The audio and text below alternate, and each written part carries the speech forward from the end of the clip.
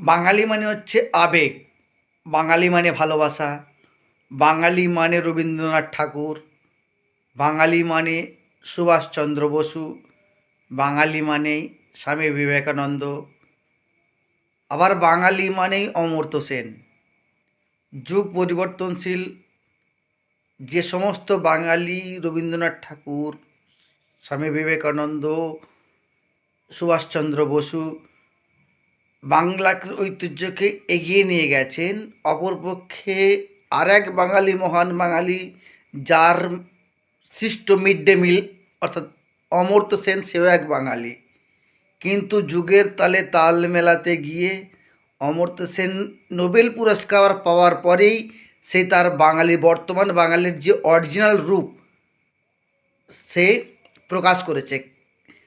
বিশ্বভারতী, যেই বিশ্বভারতীতে পড়াশোনা করে নোবেল পুরস্কারের জন্য ঠিক দিল্লিতে গিয়েছে, আমেরিকায় গিয়েছিলেন, সেই বাঙালি অমর্ত্য সেন বাংলাকে ভুলে গিয়ে আমেরিকায় গিয়ে তার বাঙালি স্ত্রী নবনীতা দেবসেনকে হচ্ছে ডিভোর্স দিয়ে আবার বিয়ে করেছিলেন।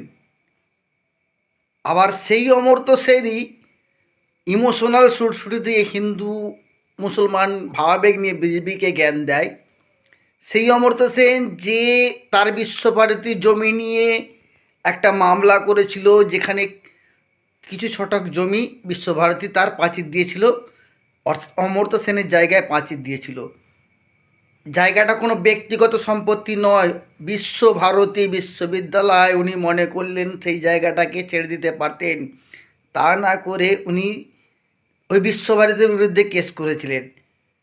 তাই বাঙালি হিসাবে যেমন আমরা অমর্ত্য সেনকে নোবেল পুরস্কার হিসাবে পেয়েছিলেন, আমরা বলতে গেলেই এখনকার বর্তমান প্রজন্ম কিন্তু কেউ বলতে পারবে না। আবাল বাচ্চা থেকে শুরু করে বয়স্ক পর্যন্ত বেশিরভাগ লোকই বলতে পারবে না যে অমর্ত্য সেন নামক একজন নোবেল পুরস্কার পেয়েছিলেন। অপরদিকে রবীন্দ্রনাথ ঠাকুর কিন্তু নোবেল পুরস্কার পেয়েছিলেন। চোখ কান বুঝে বাচ্চা ছেলে থেকে শুরু করে ধাড়ি সবাই বলে দেবে যে রবীন্দ্রনাথ ঠাকুর নোবেল পুরস্কার পেয়েছিলেন। কিন্তু অমর্ত্য সেন বাংলার কৃষ্টি সংস্কৃতি নিয়ে বড় বড় জ্ঞান দিলেও নিজের জ্ঞানহীন একজন ব্যক্তি, যে বিশ্বভারতীতে পড়াশোনা করেছে তার বিরুদ্ধে কেস করতে পারে। সেই অমর্ত্য সেনকে আমরা বাঙালি হিসেবে মানি না, মানব না। ভালো থাকবেন। বন্দে মাতরম। ভারত মাতা কি জয়।